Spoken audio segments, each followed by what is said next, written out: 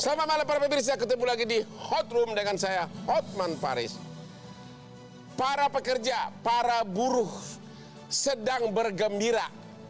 Pasalnya, para buruh mendapat permen manis dari Kementerian Tenaga Kerja, yaitu Peraturan Menteri Kerja nomor 18 yang menaikkan upah minimum provinsi, diikuti dengan kenaikan upah minimum kota oleh para kepala daerah. Para pengusaha gigi jari protes, katanya kan mau ada krisis di tahun 2023, kok dinaikin upah minimum? Ini menjadi buah simalakama. Inilah Hot Room simalakama kenaikan upah minimum provinsi. Oke, sebelum kita mulai diskusi malam ini, saya gak bisa lanjut tanpa minum kopi kesukaan saya. Waduh, nikmat banget. Oke, pertanyaan pertama kepada Ibu Dirjen kita, selaku tuan rumah yang buat peraturan ini, Ibu Indah Anggoro Putri, yang tampil melalui Zoom, Dirjen Pembinaan Hubungan Industrial dan Jaminan Sosial Tenaga Kerja, Kementerian Tenaga Kerja. Ibu Indah, selamat malam. Selamat malam. Boleh nggak Ibu Dirjen menerangkan apa latar belakang keluarnya Permen nomor 18 ini, dan apakah sudah dibicarakan dengan para pengusaha mengingat bakal ada resesi katanya di tahun 2023? Silakan, Bu.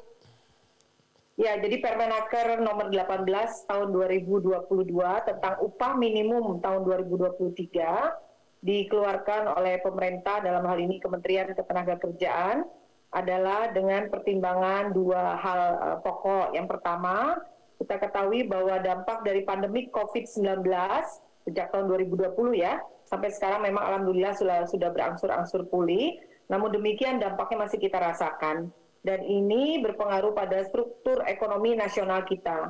Mayoritas, kalau kita lihat dari struktur ekonomi nasional kita, mayoritas disumbang oleh konsumsi masyarakat, artinya daya beli masyarakat.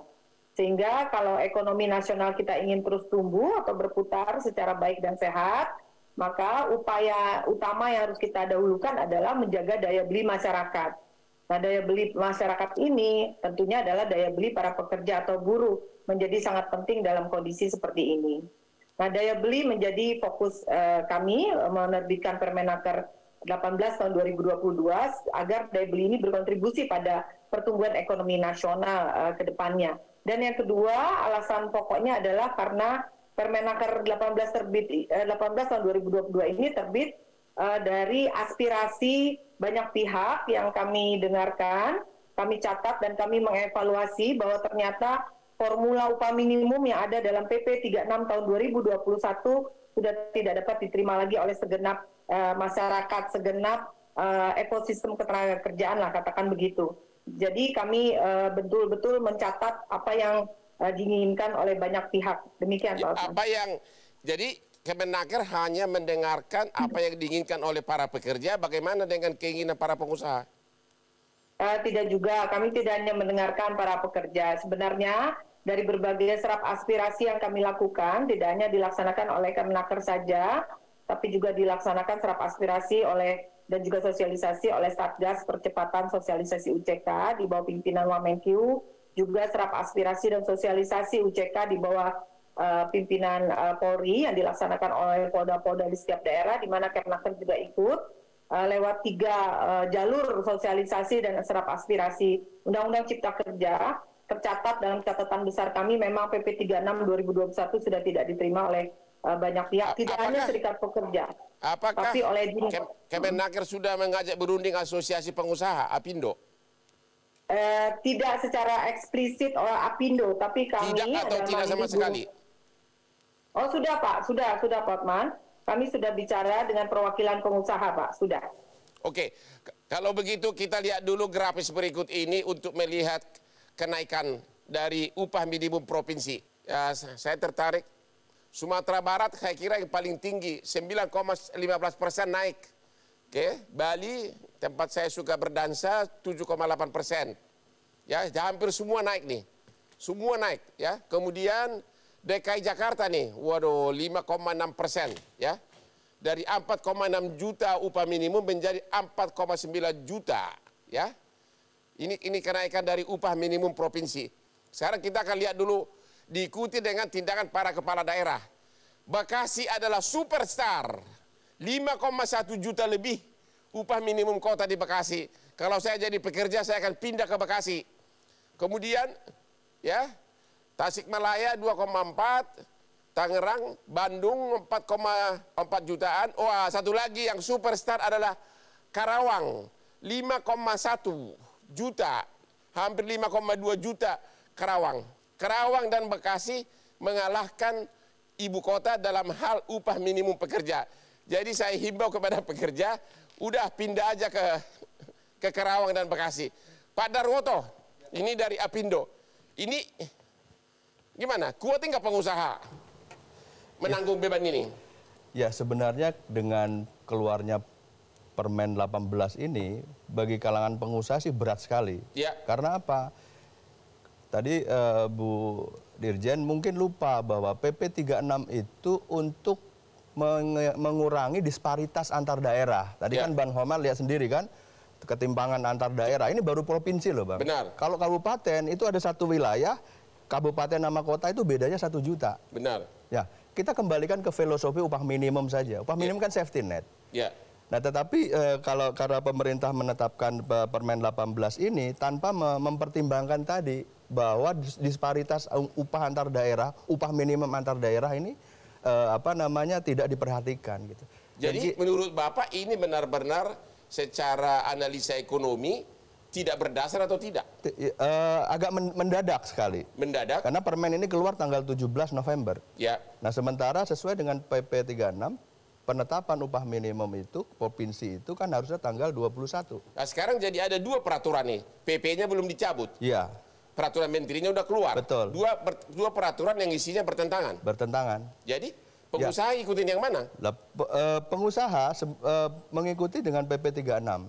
Tapi kan pemerintah kota sudah mengikuti Permen nomor 18 dengan mengeluarkan upah minimum kota. Itulah dilemanya yang terjadi di negara kita ini. Ya. Bahwa pemerintah ini di dalam menetapkan ketentuan mengenai upah minimum ini tanpa memperhatikan.